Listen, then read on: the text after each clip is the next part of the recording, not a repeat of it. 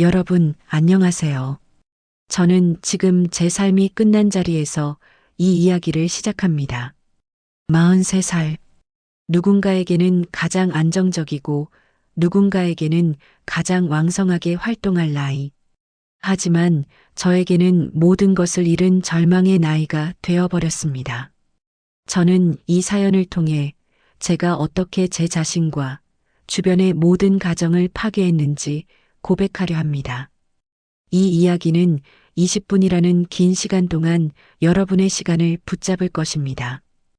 혹시 이 사연을 끝까지 들어주실 분이 계시다면 부디 저와 같은 실수를 하지 않도록 인생에서 꺼내선 안 될 감정이 무엇인지 깨달아 주시면 감사하겠습니다. 구독과 좋아요, 알림 설정은 이 폐허 속에서 제가 버틸 수 있는 작은 위로가 될 것입니다. 남편의 절규가 아직도 귓가에 박혀 있습니다. 그날의 비명은 영원히 지워지지 않을 것 같습니다. 내가 내 동생을 배신해? 감히 내가 내 동생의 남편과 18년 결혼 생활이 다한 하룻밤의 불장난으로 끝날 수 있는 거였어. 올케 언니, 내게 엄마 같았던 언니가 어떡해? 내 인생을, 내 가정을 이렇게 짓밟을 수가 있어. 무슨 사이였냐고. 저는 고개를 들지 못했습니다. 그들의 분노와 절망 앞에서 제 죄는 너무나 명백했습니다.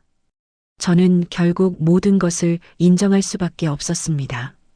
아니야 아니라고 부정하고 싶었지만 고모부님은 내 과거였어. 제가 20년 전 미처 끝내지 못한 나의 전부였어. 한때 제 삶의 가장 아름다운 기억이었던 그 사람이 제 삶을 파멸로 이끈 운명의 악마였습니다. 이 비극의 시작은 평범했던 어느 날의 상견례 자리였습니다. 저의 결혼 생활은 누가 봐도 안정적이고 평화로웠습니다. 두 아이는 스스로 공부하는 모범생이었고 남편은 회사의 임원으로 승진을 앞두고 있었습니다. 시부모님께는 싹싹하고 현명한 며느리라는 칭찬을 들으며 저는 제 삶의 안전이라는 울타리를 공고히 하고 있다고 믿었습니다. 하지만 제 마음 깊은 곳에는 늘 작은 구멍이 있었습니다. 남편은 좋은 사람이지만 저희의 관계는 동료에 가까웠습니다. 뜨거운 설렘이나 영혼을 뒤흔드는 교감은 없었죠. 저는 그 결핍을 외면하며 살았습니다.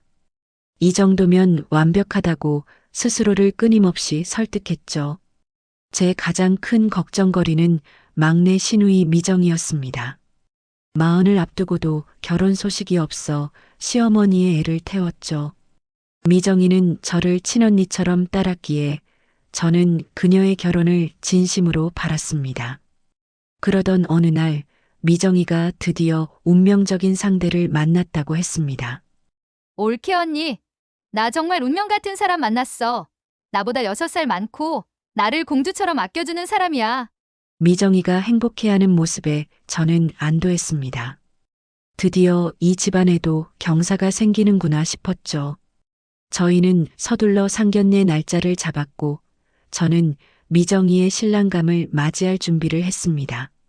그때까지만 해도 저는 이 만남이 제 삶의 종말을 예고하는 서곡이라는 것을 꿈에도 생각하지 못했습니다. 고급 한정식 집의 상견례 자리. 남편과 저는 긴장 반, 기대 반으로 문이 열리기를 기다렸습니다. 드디어 미정이가 그 남자와 함께 방으로 들어섰을 때 제 몸의 모든 세포가 멈춰버리는 느낌이었습니다. 저는 숨을 쉴 수 없었고 주변의 소리가 멀리서 들려오는 듯 희미했습니다. 제 시선은 그 남자에게 고정되었습니다. 세월의 풍파를 맞았지만 여전히 제 기억 속에 그 남자였습니다. 그의 눈매, 콧날, 그리고 무엇보다 왼쪽 뺨에 깊게 파이던 보조개. 그것은 20년 전 제가 가장 사랑했고 가장 많이 쓰다듬었던 흔적이었습니다. 민호, 제 첫사랑. 아니, 첫사랑이라는 말로는 부족합니다. 제가 20살에 모든 것을 바쳤고 집안의 반대로 억지로 헤어져야 했던 제 운명이었습니다. 그가 저와 눈이 마주쳤습니다. 그의 얼굴에도 잠시 공포와 충격이 서렸지만 그는 곧바로 냉정을 되찾았습니다. 하지만 저는 보았습니다. 그의 눈빛 속에서 억눌렸던 과거의 기억이 한순간에 폭발하는 것을. 그는 정중하게 시부모님과 남편에게 인사했습니다. 그리고 마지막으로 저에게 고개를 돌렸을 때 처음 뵙겠습니다. 처남댁. 처남댁. 그 호칭은 저에게 20년의 세월을 뛰어넘어온 운명의 조롱처럼 들렸습니다. 저는 간신히 입꼬리를 올려 웃었지만 이미 제 안의 세상은 무너져 내리고 있었습니다. 상견례 내내 저는 연극 배우가 된 기분이었습니다. 제 남편은 그에게 처남이 될 사람으로서 덕담을 건넸고 미정이는 사랑스럽게 그를 바라봤습니다. 저는 그 모든 상황 속에서 가장 외로운 방관자였습니다. 집에 돌아와 남편 옆에 누웠을 때 저는 뜬 눈으로 밤을 지새웠습니다. 20년 전의 기억이 마치 흑백 영화처럼 제 눈앞에서 끊임없이 재생되었습니다. 20살의 저는 순수했고 용감했습니다. 민호는 가난했지만 저를 향한 사랑만큼은 세상 그 누구보다 부자였습니다.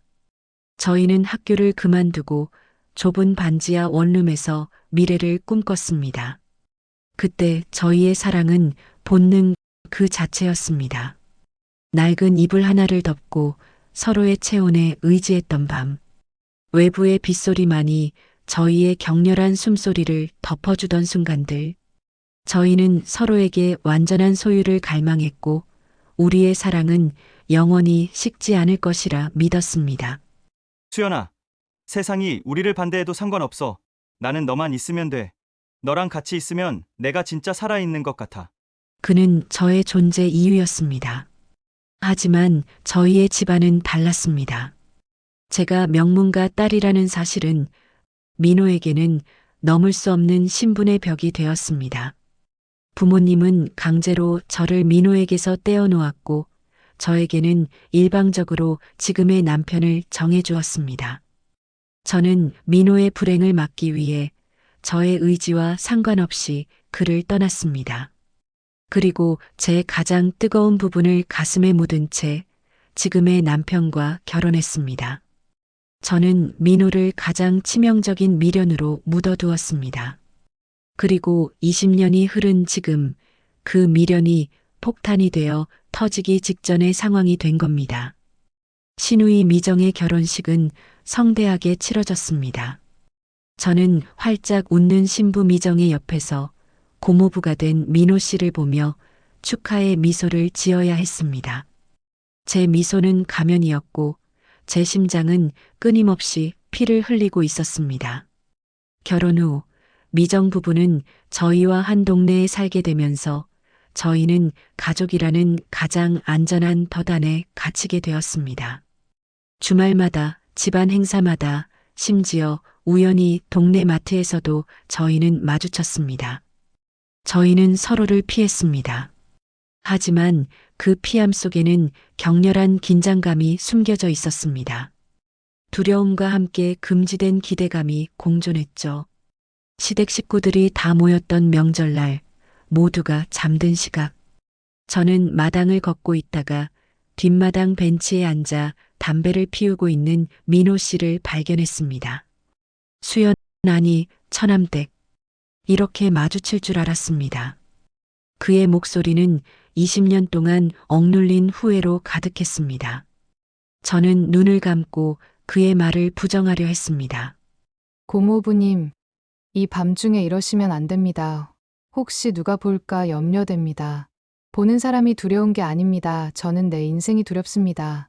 수연, 나는 당신을 떠난 이후로 단 한 번도 행복하지 않았어.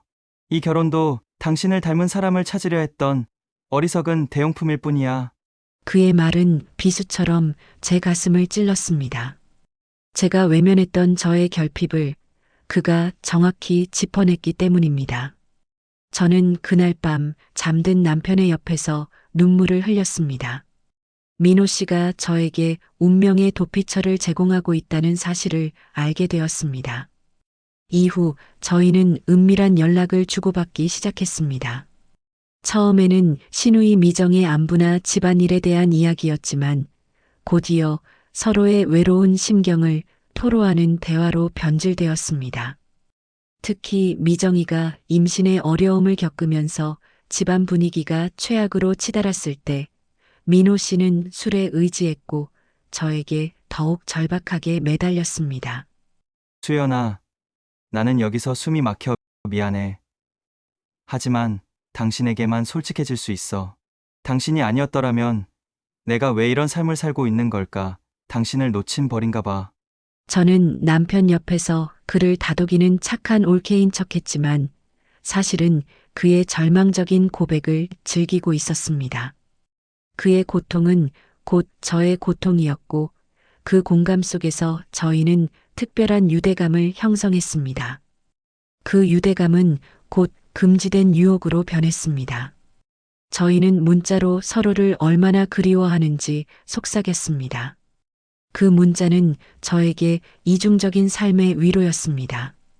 낮에는 완벽한 주부, 밤에는 지독한 사랑의 죄인. 저는 이 아슬아슬한 줄타기를 멈출 수가 없었습니다.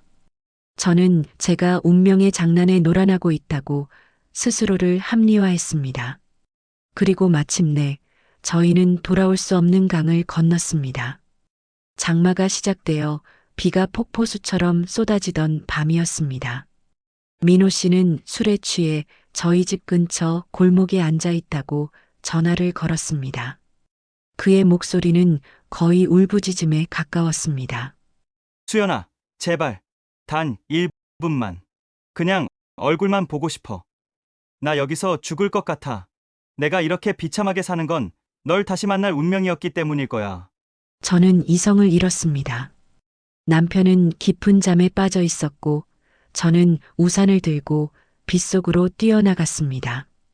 젖은 몸으로 저를 끌어안는 민호 씨를 거부할 힘이 저에게는 남아있지 않았습니다. 그날 밤 저희는 운명이라는 이름의 파도에 휩쓸려 모텔 방으로 들어갔습니다. 좁고 어두운 방 안. 빗소리가 천둥처럼 울리는 가운데 저희는 20년 동안 억눌렸던 모든 감정을 폭발시켰습니다. 그의 품은 20년 전의 그 뜨거움 그대로였습니다. 저는 그에게 돌아와줘서 고마워라고 울었고 그는 제 어깨에 얼굴을 묻고 다시는 널 놓지 않을게라고 맹세했습니다. 저희는 서로에게 진짜 가족이 되어주겠다고 속삭였습니다. 그 밤의 맹세는 저희가 지은 가장 치명적인 죄였습니다. 그날 밤 이후 저희는 더욱 은밀하고 대담해졌습니다. 저희는 서로의 배우자를 기만하고 몰래 만나는 시간을 늘려갔습니다. 저는 이 아슬아슬한 이중 생활이 영원히 계속될 수 있을 것이라고 착각했습니다. 하지만 비밀은 오래가지 못했습니다. 사건은 신우이 미정이가 예고 없이 저희 집을 찾아왔을 때 터졌습니다. 제가 잠깐 자리를 비운 사이 미정이는 제가 새로 산 가방을 구경하다가 민호 씨와 제가 주고받은 문자 메시지를 발견했습니다. 그리고 그날 아침 민호 씨가 저에게 보낸 어젯밤이 꿈결 같았어라는 문자를 확인했습니다. 미정이는 이성을 잃었습니다. 그녀는 집안을 뒤졌고 제가 꽁꽁 숨겨두었던 20년 전 민호 씨와 함께 찍은 사진까지 찾아냈습니다. 사진 뒷면에는 앳된 글씨로 영원히 우리의 원룸에서라고 쓰여 있었습니다. 제가 돌아왔을 때 거실은 이미 전쟁터였습니다. 미정이는 오열하며 모든 것을 남편에게 폭로했고 남편은 제 핸드폰과 사진을 들고 분노로 몸을 떨고 있었습니다. 이수연, 내가 18년 동안 나를 속였어. 내 동생 남편하고 이게 끝이야? 내가 감히 이 집안을 더럽혀. 당장 나가. 당장 내 눈앞에서 사라져. 저의 변명은 한마디도 통하지 않았습니다. 저는 가정 파괴자로 낙인 찍혔습니다. 18년간 며느리로, 아내로, 엄마로 살았던 제 삶은 단 한순간에 거짓으로 치부되었습니다. 저는 집에서 쫓겨났습니다. 지금 친정집에 머물며 남편의 이혼 소송을 기다리고 있습니다. 아이들은 저에게 가장 수치스러운 존재라고 말하며 저와의 연락을 완전히 끊었습니다. 제 이기적인 선택은 저와 민호 씨의 삶만 망가뜨린 것이 아니었습니다. 미정이는 정신과 치료를 받고 있고 남편은 삶의 의지를 잃었습니다. 민호 씨는 잠적한 채 어디에서도 그의 소식을 들을 수 없습니다. 저의 죄는 너무나 거대해서 주변의 모든 것을 삼켜버렸습니다. 저는 매일 밤 후회합니다. 상견례 날 민호 씨를 마주쳤을 때 제가 그의 눈을 피하고 낯선 사람처럼 대했더라면, 그가 제게 처남댁이라고 했을 때 저는 그저 고개를 숙이고 돌아섰어야 했습니다. 저는 운명의 유혹 앞에서 스스로 무너졌습니다. 그렇게 무거운 시간을 보내며 시간은 흘러만 갑니다. 봄이 오자 화분에 새싹이 돋았습니다. 여름이 되니 창문을 활짝 열고 모기향을 피웠고요. 가을에는 동네 공원에 낙엽이 수북이 쌓였습니다. 겨울이 올 즈음 저는 아주 조금 달라져 있었습니다. 낮에는 카페 설거지 아르바이트를 했습니다. 손에 물이 닿을 때마다 그 밤의 물소리가 떠오르지 않도록 일부러 콧노래를 흥얼거렸습니다. 밤에는 작은 일기를 썼습니다. 오늘은 누구와도 눈을 오래 마주치지 않았습니다. 오늘은 미워하는 사람을 한 명 줄이려고 노력했습니다. 오늘은 나 자신을 벌하지 않았습니다. 상처에도 사계가 있는 듯 했습니다. 아물었다 싶으면 가려웠고 가렵다 싶으면 또 아팠습니다. 그럼에도 아주 느리게 저는 나아지고 있었습니다. 저는 한때 사랑했던 그 남자에게 편지를 씁니다. 고모부님께, 아니, 이제는 그 호칭조차 어울리지 않는 당신께 드립니다. 우리는 서로에게 첫사랑의 증인이었습니다. 그 증언을 너무 늦게 내놓았고, 그래서 모두가 다치게 했습니다. 미안합니다. 당신이 다른 도시에서 잘 지내시길 바랍니다. 부디 서둘러 행복해지려 하지 마세요. 행복은 급하게 끓이면 넘치니 천천히 데워 먹는 국처럼 당신을 덮이길 바랍니다. 저도 제 자신을 천천히 데워보겠습니다. 처남댁이었던 당신의 옛사람 드림. 여러분, 인생에는 지워야 할 추억이 있고 다시는 꺼내선 안 될 사랑이 있습니다. 우리는 모두 말할 수 있는 진실과 말해서는 안 되는 진실을 함께 지니고 삽니다. 중요한 건 어느 날 내 입술에서 나올 말을 선택하는 일입니다. 나는 잘못된 선택을 했고 그 대가를 치르는 중입니다. 그래도 한 가지는 분명히 말하고 싶습니다. 후회는 죄와 다릅니다. 죄가 지나간 자리에서 후회가 싹트고 후회가 자라야 다시는 같은 죄를 짓지 않습니다. 그러니 여러분, 부디 늦지 않게 서랍을 닫으세요. 나는 늦었지만 여러분은 제발 제 사연을 거울 삼아주길 바랍니다. 여러분이라면 그날 카페로 나갔겠습니까? 여러분이라면 처남댁과 고모부님이라는 호칭에 숨어버린 감정을 꺼냈겠습니까? 여러분의 선택은 저와 달랐기를 진심으로 바랍니다.